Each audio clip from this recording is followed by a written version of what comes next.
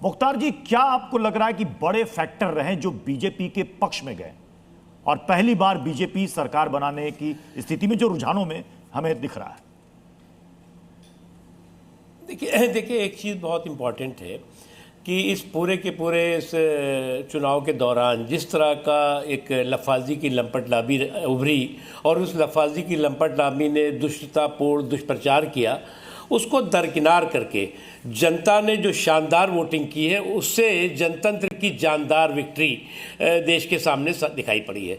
और जनता की शानदार वोटिंग से जनतंत्र की जो जानदार विक्ट्री है, निश्चित तौर से ये उन लोगों के लिए कष्ट देने वाली है, उन लोगों को परेशान करने वाली है जो कि कुंठित कटुता के कबाड़ खाने में कैद रह करके और समाज में कन्फ्यूज़न क्रिएट करना, जो है कन्फ्लिक्ट क्रिएट करने की कोशिश करते रहे।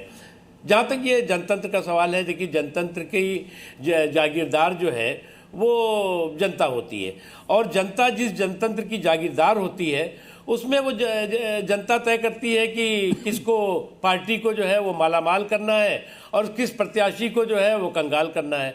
हमें जो है वो हार को भी स्वीकार करना होगा और जीत का भी सम्मान करना होगा। तो इसलिए मैं मानता हूँ कि जो रिज़ल्ट आ रहा है ये कोई बाई चांस नहीं है। अगर आप देखें 2014 के बाद नरेंद्र मोदी जी के सुशासन का जो सफल सफ़र है, उस सफल सफ़र ने भारतीय जनता पार्टी और नरेंद्र मोदी जी को ग्राउंड ज़ीरो का ग्लोबल हीरो बनाया है।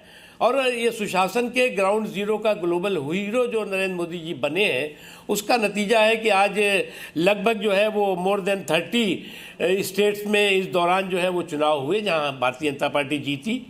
बहुत से उसमें ऐसे राज्य हैं, 7 से ज़्यादा राज्य, जहां पर कि भारतीय जनता पार्टी की पहली बार सरकार बनी। तो इसलिए जो है वो उन्हें गुमा है कि हमारी उड़ान कम है, हमें यकीन है कि ये आसमान कम है। तो उस संकल्प के साथ भारतीय जनता पार्टी मजबूती के साथ सुशासन के सफल सफर को आगे बढ़ा रही है। नकवी जी, यहाँ एक सवाल बड़ा महत्वपूर्ण ये है कि आप अभी तो रुझान है, शुरुआती रुझान, अगर आपकी सरकार बनती है तो बंगाल में शासन करना, सरकार चलाना, ये कितना चुनौतीपूर्ण है आपके लिए? देखिए, भारतीय जनता पार्टी जो सांप्रदायिक फसाद को सियासी मफाद कभी नहीं बनाती। भारतीय जनता पार्टी जो है उस सांप्रदायिक फसाद को सियासी मफाद बनाने वाले रिवाज और मिजाज को अपने शासित राज्यों में ख़त्म किया है।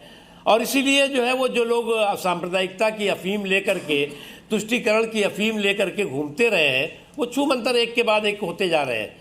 और जो भी राज्य, जिन जिन राज्यों में भारतीय जनता पार्टी की सरकार है, वहाँ पर जो है वो विकास का मिशन जो है वो वोटों के टशन से नहीं जुड़ा है। भारतीय जनता पार्टी का विकास का मसौदा वोटों के सौदे के साथ नहीं जुड़ा है।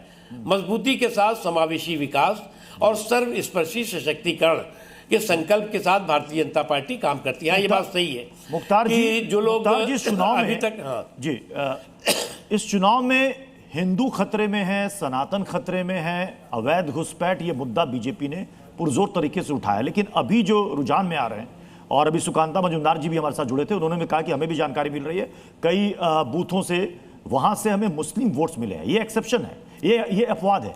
ये सेंटिमेंट क्या है?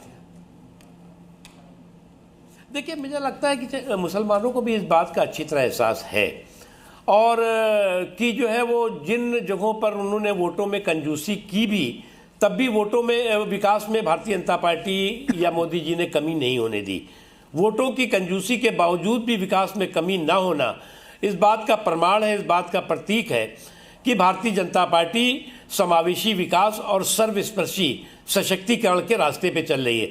और जो लोग जो है वो समावेशी विकास की सांप्रदायिक लिंचिंग करने में लगे रहे हैं, जिनके ज़रिए उन्होंने जो है वो लोगों को सांप्रदायिकता के छल के ज़रिए जो है वो लोगों के सरोकार को जो है वो अपहरण करने की कोशिश की, बंधक बनाने की कोशिश की, उनको बार बार वो जो है वो शिकस्त पा रहे हैं, वो परास्त हो रहे हैं।